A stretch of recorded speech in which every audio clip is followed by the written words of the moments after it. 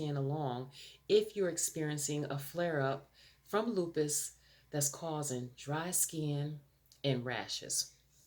Again, as I stated before, if you're dealing with dry, cracked, oozing skin, you want to talk to your doctor because you don't want to end up with some sort of a skin infection, such as a staph infection, a strep infection on the skin, or even impetigo.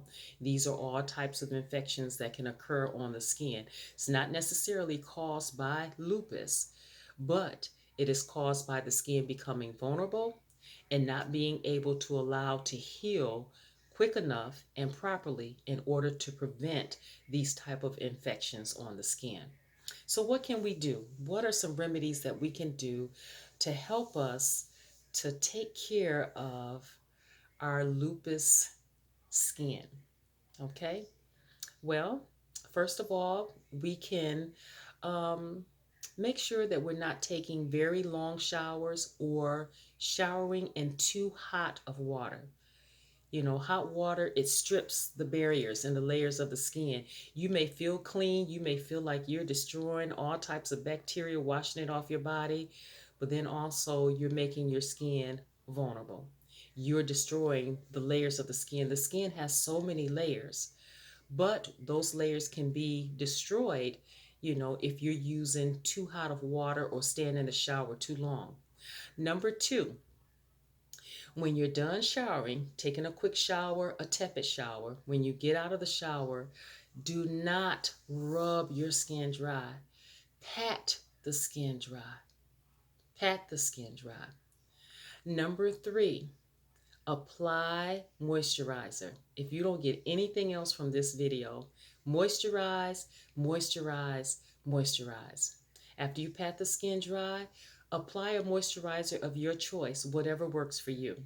The moisturizers that I've shown that have been most beneficial for me is Aveeno lotion or creams, Cetaphil lotion or creams, and um, oh man, uh, Aveeno, Cetaphil, and Gold Bond. Gold Bond is a fantastic one. Gold Bond has something on the market for all types of skin conditions, from rough and bumpy skin. There's a lotion for that. There's a lotion for people who deal with dry skin due to diabetes. There's a lotion under Gold Bond that deals with eczema, psoriasis. So these are three lotions that I keep on my shelf in the form of lotions. They come in soaps and creams. And so with your skin regimen, you may want to change it up depending on what season it is. For example, if it's summertime, you may want to opt, for something that's thin, not something that's going to be thick and gawky and cause you to sweat, which sweat then, starts you to itching. And a lot of times, whenever we're dealing with eczema or psoriasis, it's the scratching, that makes the condition worse. And so anything that we can do to prevent that itchy feeling that prevents us from wanting to scratch. For me, I found that, keeping my nails clipped short, so that I won't be so quick to scratch, or if I do scratch, I'm not doing damage to the skin or making the eczema or psoriasis worse or making it spread. Which your fingernails contain all kinds of germs. And so when you're scratching and itching, you're tearing up your skin and you're causing the eczema and the psoriasis rash to get worse and to spread. And so that's something that we don't want to do.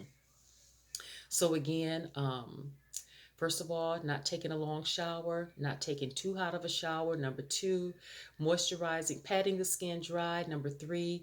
Number four, applying moisturizer right after. Okay. Um, what's another remedy that we can do that when we're having a flare or dealing with any type of a skin condition, besides applying a moisturizer? With lupus, we've been told to stay out of the sun. The UVB and UBU rays are not good for the skin. And so staying out of the sun, using some sort of a sun protectant if you do have to go out in the sun, wearing a hat, the types of clothing that you choose to wear. Make sure that you're wearing something that's breathable. Cotton is really good. Um, something that's thin and breathable, especially during the summer months. For me, I'm allergic to wool. And so wearing a wool sweater, all that will do is exacerbate my eczema. Okay? And so just make sure that you're, reading your labels, the fabrics, what's in your fabric, what's in your clothing. Also making sure that when you wash your clothes, you're washing your clothes with a detergent that's for sensitive skin. If you can use Tide or something with a lot of dye and perfumes in it, then that's for you. But like again, everybody's skin is different how it reacts. My skin reacts to dyes and perfumes, so I have to use something that's made for sensitive skin. During the winter months, again, you can use the thicker creams. You can switch over your skin regimen to the thicker creams. That is also very helpful. Also, drinking plenty of water. Water is so good. Our skin, every cell in our body is made up of 70% water. It needs water. So, our skin cells, in order to rejuvenate, in order to repair itself, the skin needs water. So drink plenty of water. Um, let's see what else can help with dry skin and rashes. Oh, make sure that you're taking care of your scalp as well. And like I said, I've had eczema all of my life. Um, Now with lupus, I deal with the eczema, a combination of psoriasis, and a combination of the different types of dermatitis. So I have to be extremely careful. The skin heals itself from the inside out. So not only do we have to drink enough water, but we have to watch the foods that we eat. Sometimes our skin can flare up, or it can activate our lupus because of something that we ate that we're allergic to. So make sure that you know yourself. One thing on this lupus journey I've realized is that I have to get to know me. I have to get to know what works for my particular body, um, the particular way that lupus affects my body and my skin. And so I have to have a tailor made regimen that works for me. What works for someone else may not work for me. Lupus treatments and regimens is not a one size fit all. You may have to go through a couple of different regimens to find out what exactly works for you. But when you find it, stick to it. Now, the tricky thing with the skin is that our skin sometimes it can adapt and get used to whatever we're putting on it.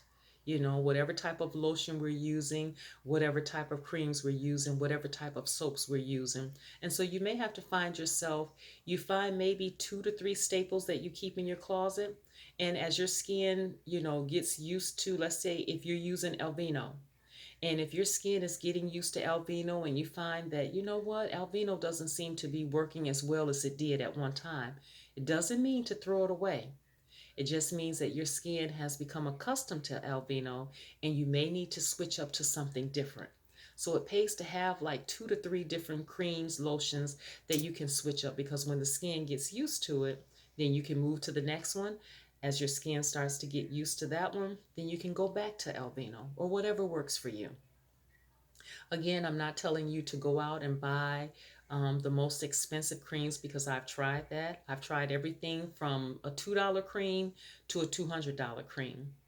And again, sometimes it's not the most expensive ones that work the greatest all the time, because even the most expensive ones, if their ingredients are not as pure as they should be, or if there's that one ingredient that's everything else can be great, but if there's that one ingredient added to the mix and my skin doesn't like it, $200 going down the drain.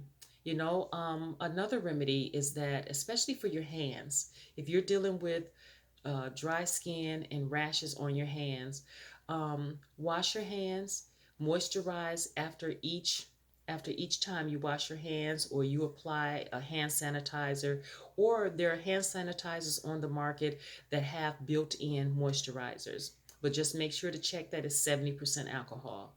But after every hand washing, moisturize your hands, keep a bottle of lotion on your sink, moisturize, and then at night, really slather on a cream or a lotion. You can sleep in white gloves, or you can sleep in, you can put white socks on your hand so that while you're sleeping, your skin cells are being rejuvenated. The moisturizer is soaking deep into the layers of your skin, and you wake up with moisturized, beautiful skin. But again, let me say this, I'm not a doctor. I'm just a woman with lupus who've tried several different things, and I found what works for me at this time. But if you have dry, cracked, oozing, bleeding skin, please, please, please give your doctor a call. But in the meantime, let's do whatever we can to protect this beautiful skin that we have, this skin that when we face the world, it's the first thing that people are going to see. It's the thing that people judge us by. It's what gets the most attention, sometimes too much of attention. But we want to have anyone, regardless of whether you have lupus or not, we all want great skin. And so these are just a few tips that I found that works for me. I recommend them to you. If you have any recommendations or you're trying something different that has worked for you, please leave it in the comments below. Okay, and so I think I'm going to end the video at this point. I've really enjoyed popping in, talking to you. And remember that there is life after lupus. Stay strong, stay on the journey, and until we meet again, take care of yourself. All right, bye for now.